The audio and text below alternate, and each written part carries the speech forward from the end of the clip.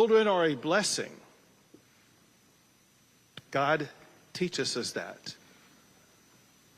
They're filled with laughter, innocence, and joy.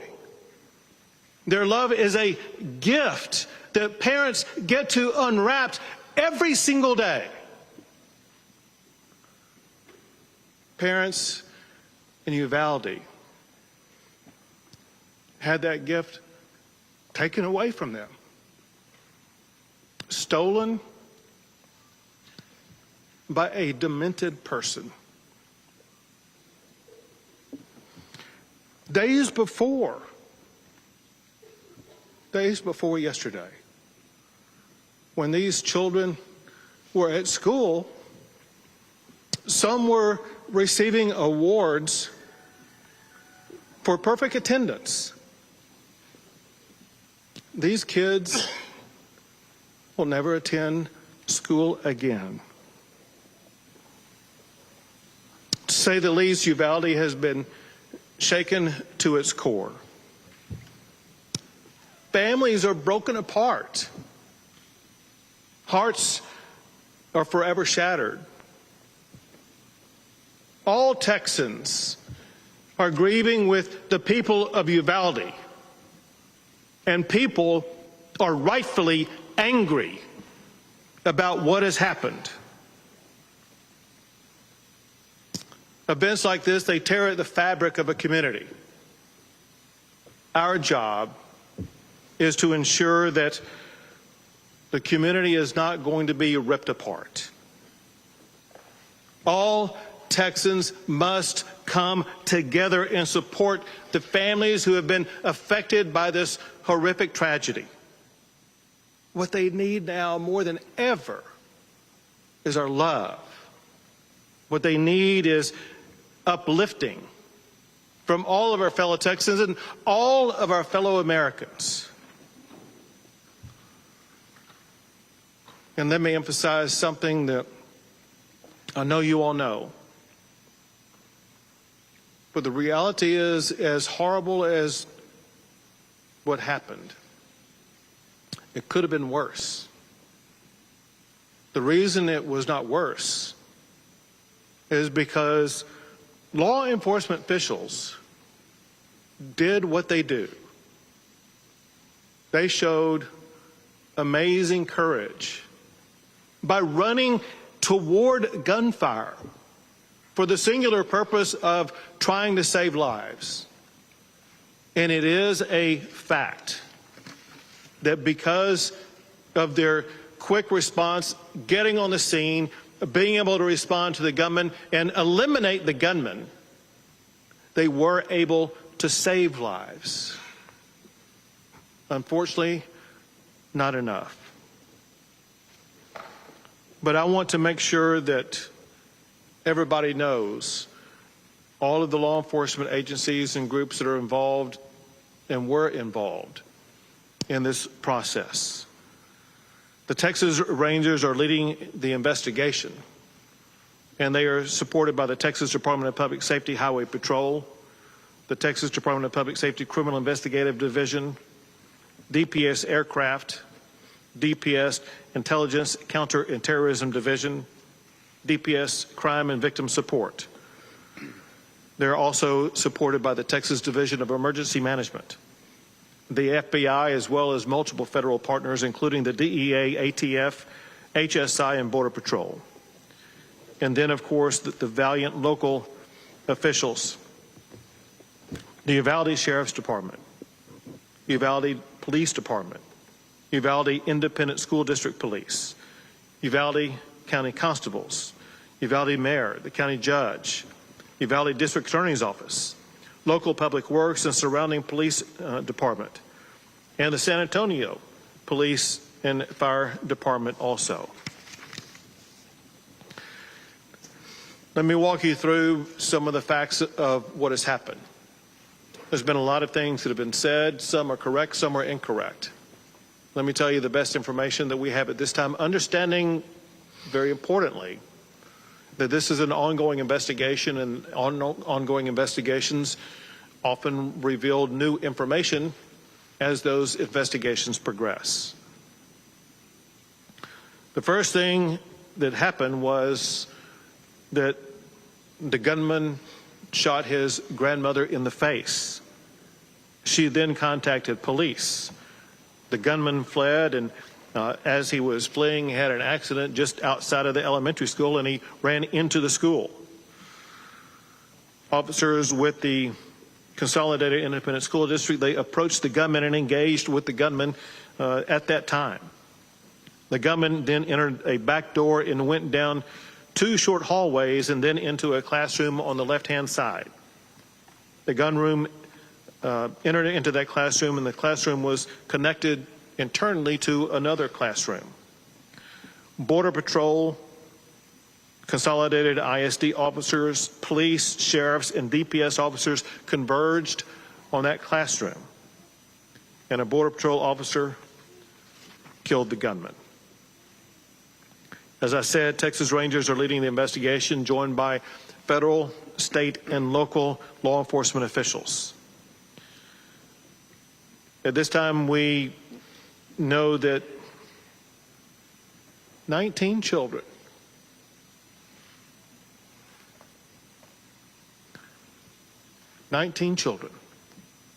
have lost their lives.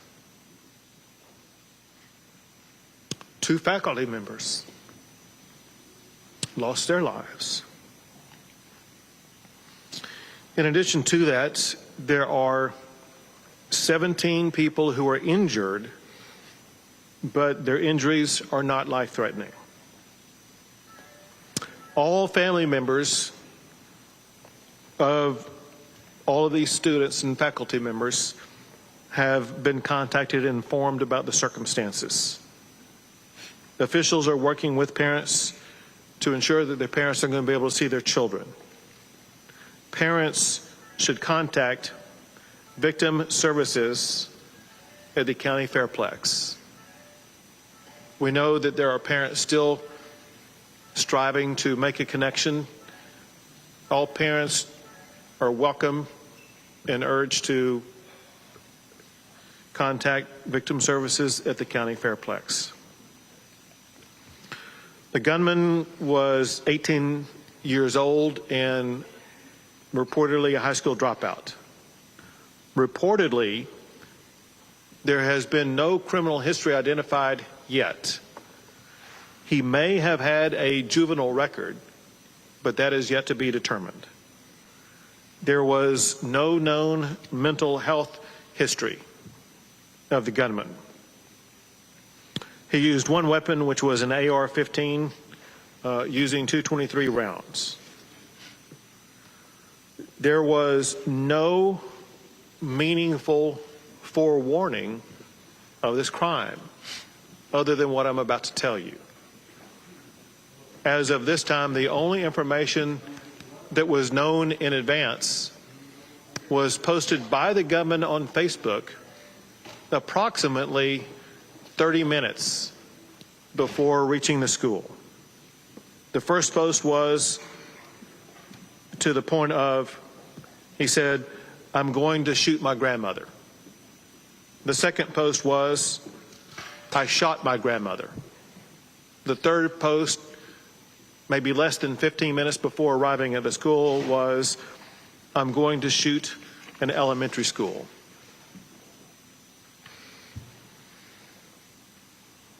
I mentioned that during the shootout that took place at the school, in addition to the students and the faculty, there were 3 officers who were injured who were all remain in good condition. One deputy sheriff lost a daughter in that school. Before coming out here, we had a long discussion with law enforcement at all levels. We had a discussion with community leaders, elected officials. And I asked the sheriff and others an open-ended question and got the same answer from the sheriff as well as from the mayor of Uvalde. The question was, what is the problem here? And they were straightforward and emphatic. They said, we have a problem with mental health illness in this community. And then they elaborated on the magnitude of the mental health challenges that they are facing in the community and the need for more mental health support in this region. I want to make sure everybody understands the mental health services that are available at this time, with me making one clarifying point in advance that I'm going to redouble down in the aftermath. Whenever anything as shocking and extraordinary and disturbing as this event occurs, there is an urgent need for everybody affected to access mental health. I cannot be more emphatic than saying with great urgency, everybody in this community, I mean everybody, the victims, the families, family members, friends, the law enforcement involved, but the entire community is in utter shock about this. Some physical wounds that were sustained by the officers, they're going to heal in the coming days. The mental and emotional wounds are far harder to see and last far longer. The state of Texas, working with federal and local officials and agencies, we're going to be here for a long, long time. And one key point that we will focus on is making sure that everybody in this community has the access they need for as long as they need it to address with the mental and emotional health care needs that they have. I want to list various agencies and make sure these are made available to the public. The mental health services currently available are from victim services from across the area, from federal, state, and local levels, including the Family Resource Center at the Uvalde County Fairplex. Schools have crisis teams at the Uvalde Civic Center. They provide wraparound services for families who are affected. The Texas Child Mental Health Consortium, created by the state legislature in 2019, is available to assist. The Bluebonnet Children's Advocacy Center is available to provide services for children. The Texas Health and Human Services Commission is on site and will be available for ongoing provision of services. The Texas Education Agency is providing supplemental counseling services. The Texas Department of Public Safety Counseling is providing counseling services for law enforcement. And the FBI is also bringing in mental health services for law enforcement. It cannot be overemphasized the importance of law enforcement officers, all of them, seeking out and obtaining this mental health counseling. The District Attorney's Office for Victim Services has a phone number available for all victims, and candidly, the entire community, in a way, is a victim here. And I was provided their number to give out to you publicly. This is the number for the District Attorney's Office for Victim Services. The number is 830-278-2916. And at this time, I will pass the mic to Lieutenant Governor Dan Patrick. Governor Abbott, I would say Excuse me. Excuse me. Excuse me. Sit down. You're out of line and an embarrassment. Sit down and don't play this. The next shooting is right now, and you are doing nothing. No, he needs to get his ass out of here. This isn't the place to talk this over. This is totally predictable when you... Sir, you're out of line. Sir, you are out of line. Sir, you are out of line. Please leave this auditorium. I can't believe you're a sick son of a bitch that would come to a deal like this to make a political issue.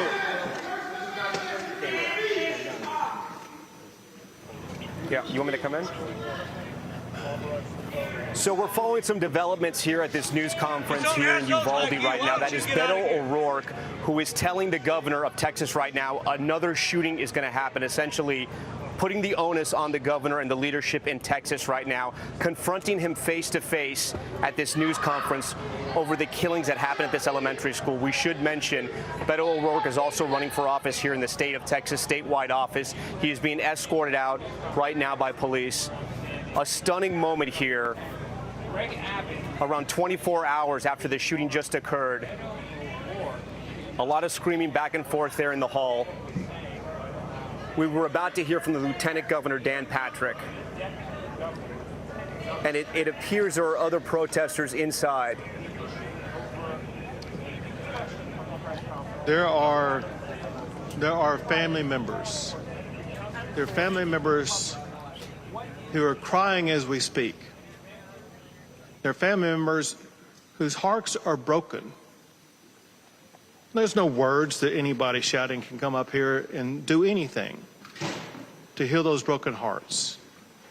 We all, every Texan, every American has a responsibility where we need to focus not on ourselves and our agendas.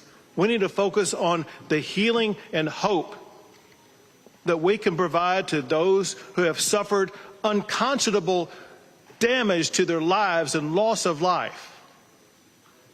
We need all Texans to, in this one moment in time, put aside personal agendas, think of somebody other than ourselves, think about the people who are hurt, and help those who have been hurt. And this time, Lieutenant Governor will speak. I was just about to say that there will be plenty of time to discuss and analyze what happened yesterday and do everything that we can within our power to hopefully prevent it from happening again. But now is a time, people watching around the world, in this country, in this state, to focus on these families, as the governor just said. Right now, we need to put our arms around the families of these victims, the students and the teachers. This is not a partisan issue. This is not a political issue. This is an unimaginable moment that will impact the lives of those who lost their children and those who survived. The adults and the teachers, the men and women of law enforcement who were there.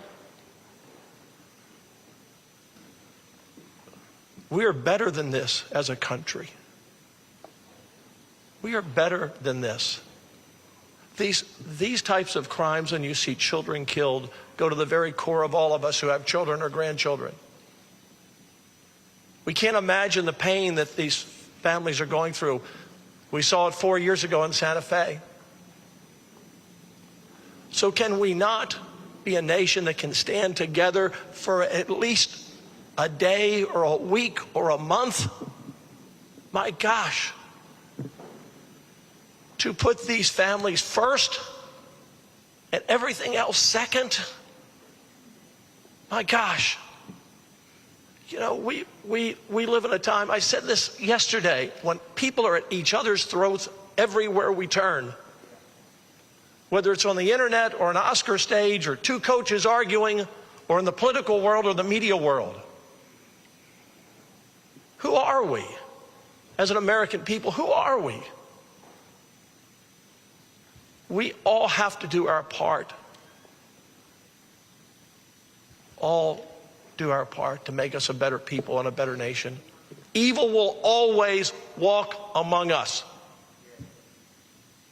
And in times like this, I've seen it. The governor's seen it. The speaker has seen it. The senators have seen it. The attorney general's seen it. In these other shootings, Sutherland Springs, El Paso, Odessa, Santa Fe, it's God that brings a community together. It's God that heals a community. It's God that heals a shattered and broken heart. And if we don't turn back as a nation to understanding what we were founded upon and what we were taught by our parents and what we believe in, then these situations will only get worse and happen more often. So, no matter what your thoughts are today, pray for these families, pray for this community. Give us wisdom. Give us wisdom. But right now, let's focus on the families. They deserve that. They need our love. They need our prayers. Thank you, Governor. And now the Speaker of the House, Dade Phelan. Thank you, Governor. I appreciate it. Mayor, I'm sorry you had to witness that outburst. Now is not the time to politicize pain and suffering.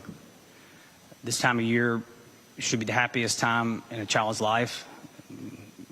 Summertime, getting out of school, enjoying your family and your friends. And instead, this community is faced with an unspeakable tragedy of which there are no words. There are no words to ease the pain and suffering and the anger in this community. I do want to reiterate what the governor said about the mental health of this community. This will take many, many years of pain and suffering and counseling. And your mental health is like any other health. It must be treated, it must be diagnosed, it must be talked about. And the legislature, when we reconvene, we will have a long, very robust discussion about mental health like we always have, and we'll continue to support mental health in this state, and especially rural mental health. Like the sheriff said, and like the mayor said, every community has mental health needs, and they must be addressed. And this crisis is another reiteration of a mental health crisis we have in this state. I also want to thank the law enforcement for their work, DPS, Border Patrol, sheriffs, police officers, both locally in the school district. I believe one school district's police officer lost his wife in the shooting, was there on the scene. And the governor mentioned sheriff's deputy losing a child in that building as well. Just unspeakable tragedy to this whole community. And the mental health of our law enforcement is crucial in these times. And it's okay for them to say that something's wrong as well. I do my deer hunting here in Uvalde County. It's a beautiful community with beautiful people. And all we can say is how tragic this is, and the support the state will show and will continue to show. And we just appreciate your resiliency, and let us know how we can help here at the state of Texas. Thank you. And now the Director of the Texas Department of Public Safety, Steve Mccraw. Thank you, Governor. On behalf of the sheriff and chiefs of police, the department's been asked to go through a timeline of the facts. As we know, the investigation right now is preliminary, this information, but we'll provide out as much information as we can. First, as already reported, Salvador Ramos was responsible for the horrific attack and killing of 19 school-aged children and 2 adults. He's 18 years old, as previously reported. He was dropped out of school. He had no criminal history that we've been able to find or detect at this particular point. He lived with his grandmother, Celia, who is 66 years old. On March 17th, Ramos purchased a semi-automatic rifle at a local sporting goods store. On March 18th, he purchased 375 rounds of ammunition for that rifle. On March 20th, he purchased another semi-automatic rifle at that same local store. The FBI has been able to find information on his Facebook account that the governor already provided you information on. At approximately 11 o'clock, he announced, on Facebook, a message that he was going to shoot his grandmother. He shot his grandmother. He re-reported that he had shot her. And after that, he reported that he was going to a school to attack it. Now, he didn't identify the specific school. He did say elementary at that point in time. But the timeline is anywhere from 11 to 11:30. His mother reported him to the police department when she was able to run across the street to a neighbor and get help. And she was medevaced to San Antonio in critical condition at this point, but she's still alive. The subject, Ramos, at that point in time, used her vehicle, his grandmother's vehicle. He was living at their residence since March of 2022. Used her vehicle to drive approximately 2.29 miles, which is about a block and a half away from the school, Robb Elementary School. He crashed the vehicle at that point in time. He exited with a backpack. He took a rifle with him, one rifle. It was a Daniel Defense that he had previously purchased, I had mentioned. He went towards the west side of the campus, which is a back door. But as he was approaching, as the governor mentioned earlier, there was a brave Consolidated Independent School District resource officer that approached him, engaged him, and at that time, gunfire was not exchanged, but the subject was able to make it into the school, as the governor reported. He went down a hallway, turned right, then turned left, and there was 2 classrooms that were adjoining, and that's where the carnage began. As he was shooting, when the shooting began, we had Uvalde police officers arrive on scene, and along with the Consolidated Independent School District officers, immediately breached, because as we know in officers, every second's a life. They breached it, engaged the active shooter, and continued to keep him pinned down in that location, afterwards, until after a tactical team could be put together, comprised of Border Patrol agents on the front end, some members of their BORTAC unit, which is a SWAT team for Border Patrol. Also, there was a Zavala County deputy that got into the stack, and 2 Uvalde police officers. They breached the classroom door. They went in, they engaged Ramos and killed him at the scene.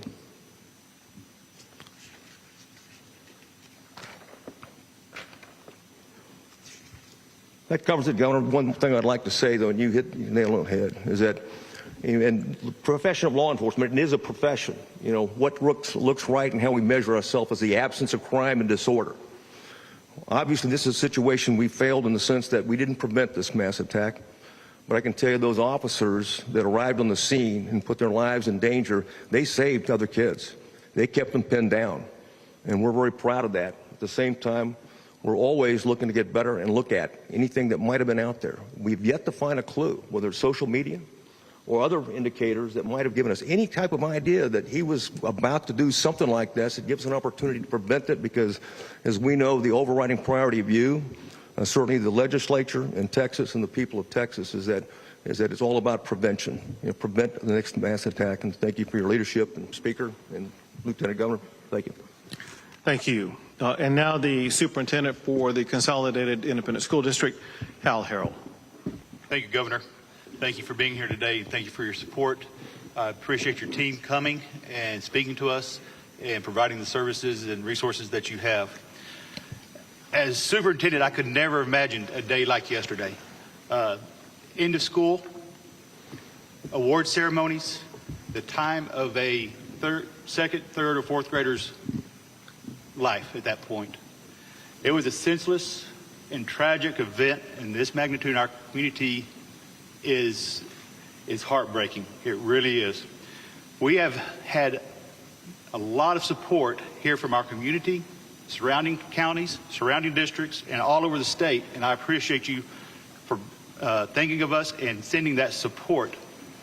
I have to relay the heartbreak of our teachers at Robb campus. I met with them this morning, but as I looked across that room, there was a group of heroes in that room.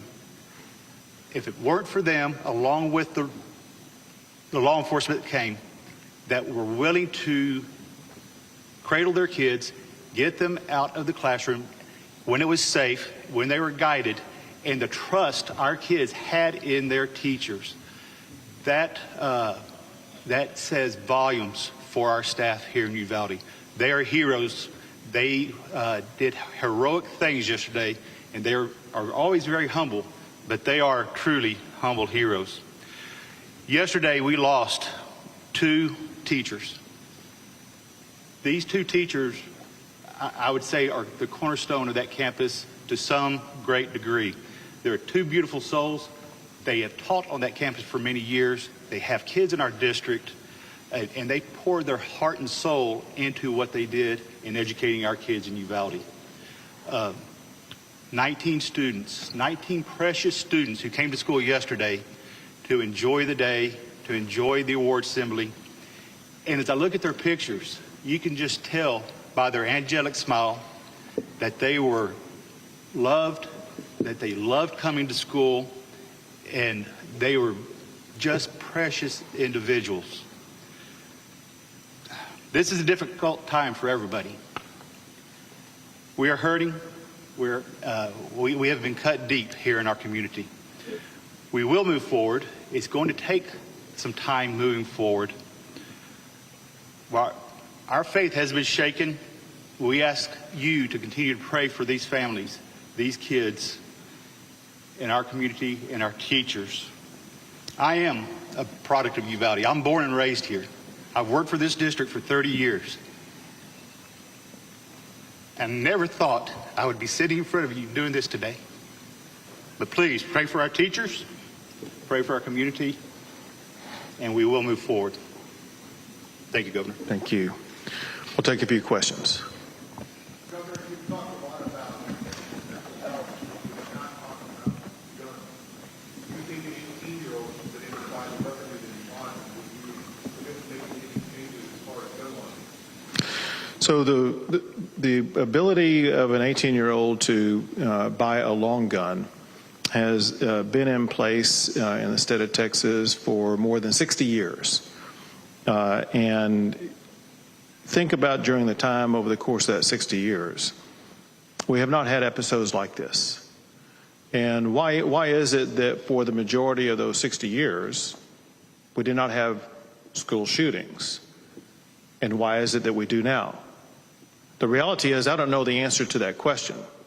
However, what I do know in talking to the leaders here, as well as leaders in other locations around the state, and that is one thing that has substantially changed, is the status of mental health in our communities. What I do know is this, and that is we as a state, we as a society, need to do a better job with mental health. Anybody who shoots somebody else has a mental health challenge, period.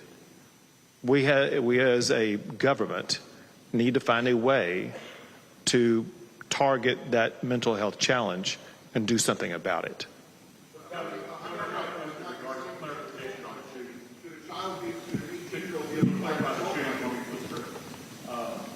Were kids caught up in the gunfire, or were all kids shot by the gun? Clear on how that scenario played. Director Mccraw will have the best information on that.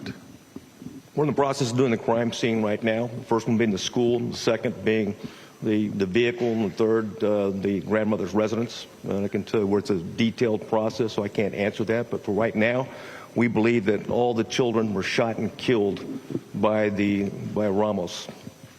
Director, in terms of the perpetrators, social media and postings that have been reported and being analyzed, you don't believe that there was any sort of a warning or any information that would indicate that he was posing some sort of danger, maybe not a precise danger to this specific school, but weren't there warning signs that were available on social media, maybe to the platforms, maybe to people he was communicating with?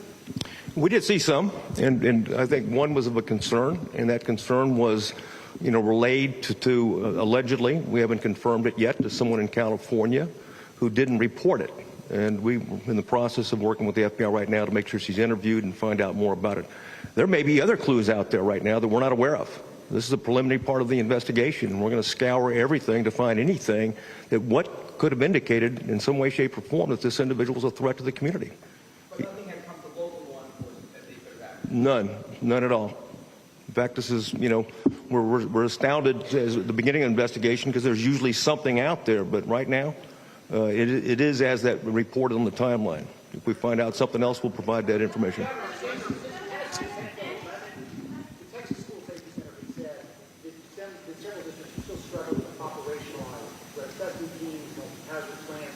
What more can be done to assist school districts to operationalize these threat assessment plans and multi-hazard plans? So I'm going to answer in part, but we also have the TEA Commissioner Mike Mccraw with us, who may be able to shed additional light. But here's the information that we know, and you pointed out SB 11. Listen, as you know, but others may not. People need to understand that in the aftermath of the Santa Fe shooting, I signed 17 laws to address school safety, and one of them dealt with threat assessment and preparation for threat assessment. And there are certain standards that schools are required to comply with to make sure that they are addressing threat assessments. I have no information as we speak at this particular time about the status of this particular elementary school or the ISD about what the status was concerning threat assessments. However, to make sure that your broader question is answered sufficiently, Mike, you want to come up? The person coming up is Mike Mccraw, who is the commissioner for the Texas Education Agency. So there's significant appropriations provided to ensure that the local school systems around the state have resources for this. One of the components of Senate Bill 11 was a school safety allotment. There was additional upfront funding for that. The Texas School Safety Center and our agency work in collaboration to provide technical assistance and training to school district leaders, counseling team leaders, others, to ensure that the threat assessment protocols and these procedures, including threat response plans and the operational multi-hazard plans, are practiced on a recurring basis. So there have been essentially fairly significant efforts to bolster those managerial practices and these detective or preventative practices in schools all over the state of Texas. We will continue to do more. After any incident like this, of course, you reflect on lessons learned to ensure that we can prevent this kind of situation in schools going forward. Yeah, if I can just add to that. One second. I'll call on you next. 1 second. If I can just add to that briefly, in 19, the House and Senate worked together, put $100 million into trying to give the schools all the tools that they needed to try and protect the students. The Marshals program, the Guardian program to arm teachers where schools want it. We left a lot of those programs optional up to the parents and the school boards and the school districts. And they're doing the best they can. And you're always going to have, again, no matter what you do, there's going to be someone to find another area that's vulnerable. But the legislature did act. The governor signed those bills, but we can and need to do more. And in the area of mental health, we've also been working on that as well, but need to do more. We've got to, in our smaller schools where we can get down to one entrance. One entrance might be one of those solutions. If you had taken 3 more minutes to find an open door, police were there pretty quickly. But this school district has been doing a really good job in trying to protect their students, and those teachers died yesterday protecting their students. And this is a continued work for us. Governor, last night you were at a political fundraiser in Walker County. Why did you not cancel that event? And your press office has stated that you plan on canceling all future political events going forward until further notice. Does that include the NRA convention here in Houston on Friday?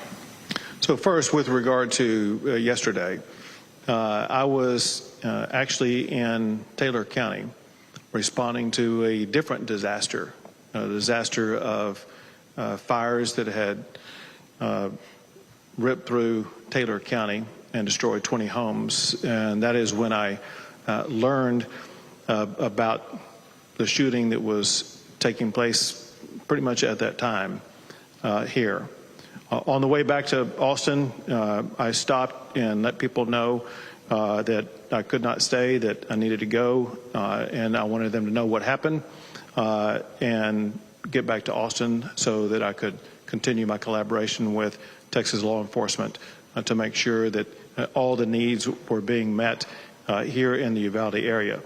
As far as future plans are concerned, listen, I'm living moment to moment right now. My heart, my head, and my body are in Uvalde right now, and I'm here to help the people who are hurting.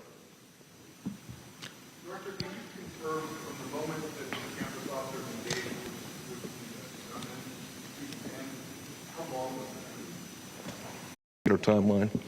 But they did engage immediately in the room, and they put a tactical stack together, in a very orderly way, and of course breached and assaulted the individual.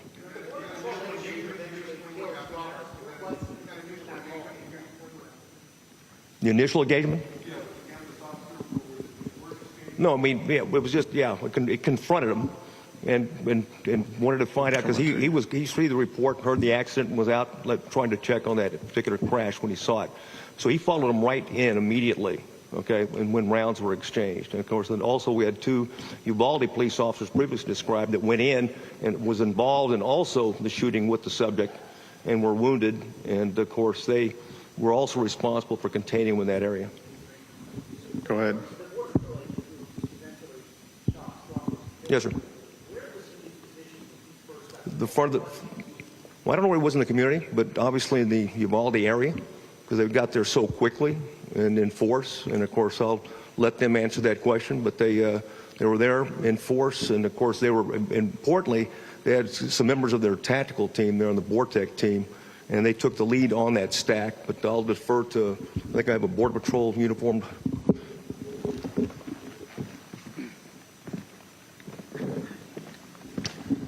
Thank you. So first off, the U.S. Border Patrol Del Rio sector has a station in Uvalde. So we have about 150 or so agents that are permanently assigned to Uvalde.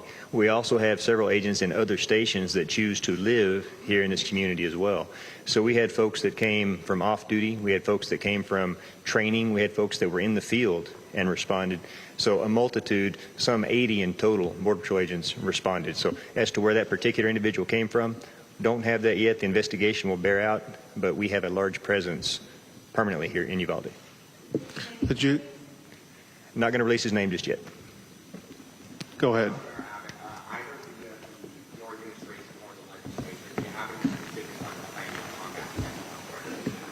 We began talking about it in there. I'll just tell you one thing that we talked about, which is something we've heard in some other regions of Texas also, and that is in approximately maybe as much as a 40-county region around the area where we gather right now, there is no mental health hospital, and there's a shortage of beds for mental health in this region. If someone is suicidal, if someone has a mental health problem, they oftentimes would have to go to someplace like San Antonio. And with the growing population in this region, with the profound mental health challenges that were discussed with us, one takeaway I had was that there is greater need for a physical mental health care facility in this region. But we know that buildings don't treat people, people treat people.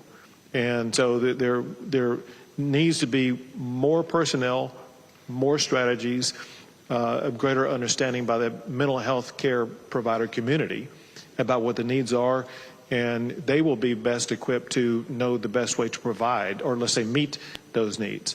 Bottom line is this, and that is, I think it's a fair statement, that legislative leaders understand about health challenges in the more rural settings in the state of Texas, and we have a genuine commitment to help address those mental health care challenges.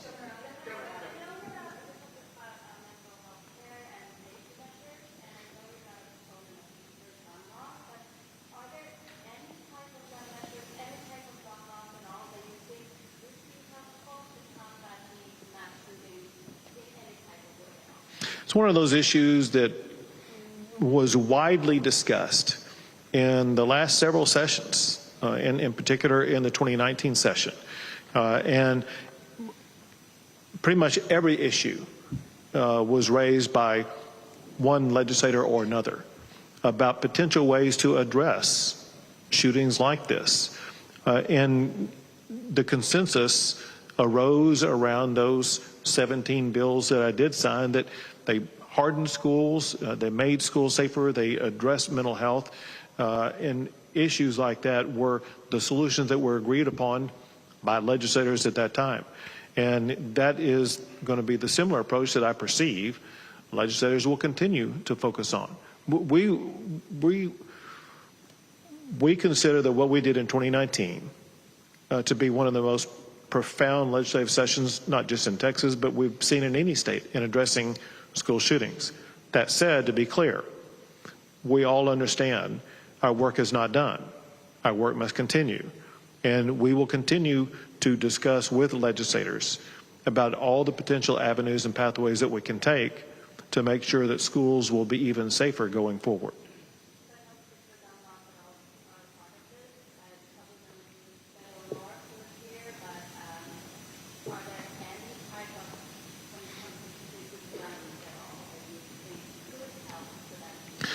And I know people like to try to oversimplify this. Let's talk about some real facts. And that is, there are, quote, real gun laws in Chicago. There are, quote, real gun laws in New York. There are real gun laws in California. I hate to say this, but there are more people who were shot every weekend in Chicago than there are in schools in Texas. And we need to realize that people who think that, well, maybe if we could just implement tougher gun laws, it's going to solve it. Chicago and LA and New York disprove that thesis. And so if you're looking for a real solution, Chicago teaches that what you're talking about is not a real solution.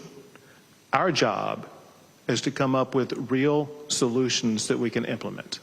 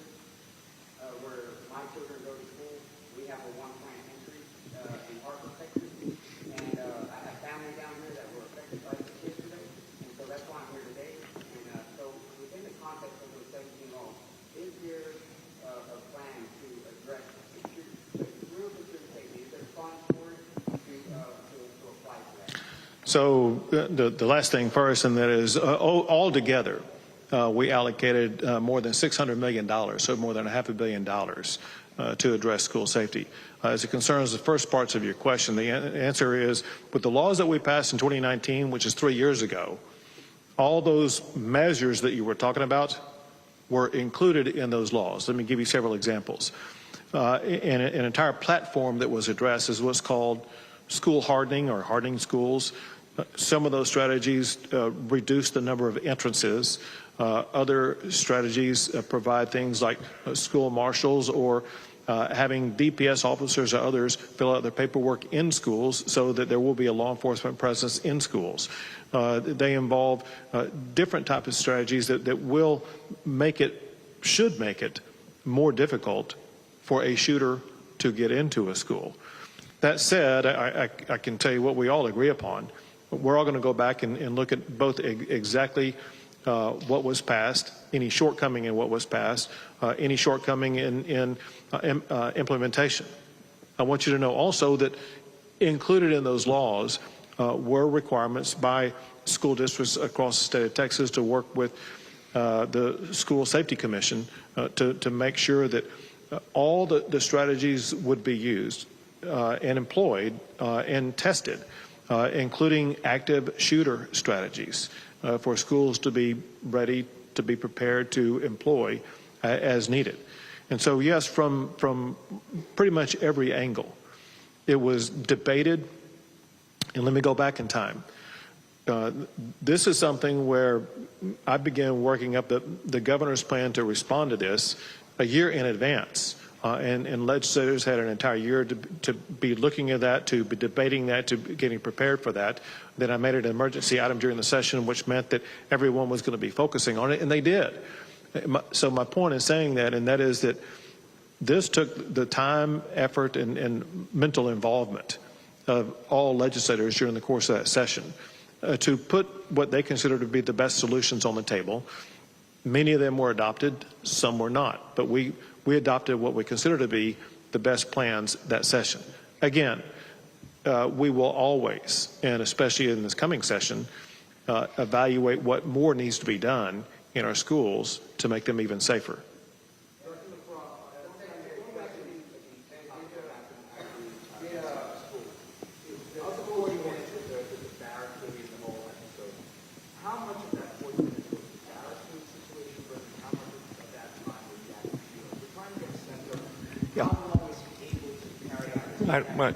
You understand that. We're looking at now we're getting the surveillance video, so we can go frame by frame and track that every minute. So that's part of obviously the investigation, and I'd wait until we've completed that part before we provide that information. Yeah, right now, I don't want to say because I think we have an answer, but we haven't confirmed it yet. No, he was not. He was not chased. No, not at all. What's the status of the building? Have you been able, or the team that's assembled, obviously it's not all working, but have the victims all been identified, have the bodies been moved, evidence work going on? All the victims have been identified, and all the notifications have been made. And is evidence recovery going on? Yes, there's an ongoing recovery team. We've got certainly a company of Texas Rangers with forensic background are conducting it, and then we've got the FBI's evidence response team, and of course ATF is helping as well. Can we get you to speak up a little bit?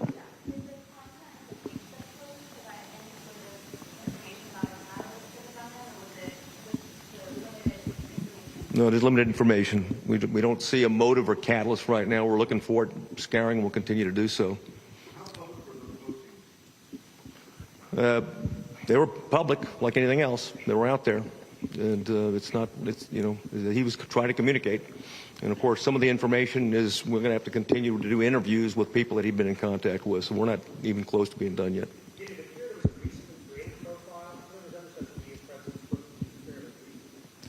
Yeah, I can't comment on that right now. Governor, you said yesterday people visited this town or something to that effect, but then you also are saying that this is a mental health issue and that's what needs to be addressed. Is this some...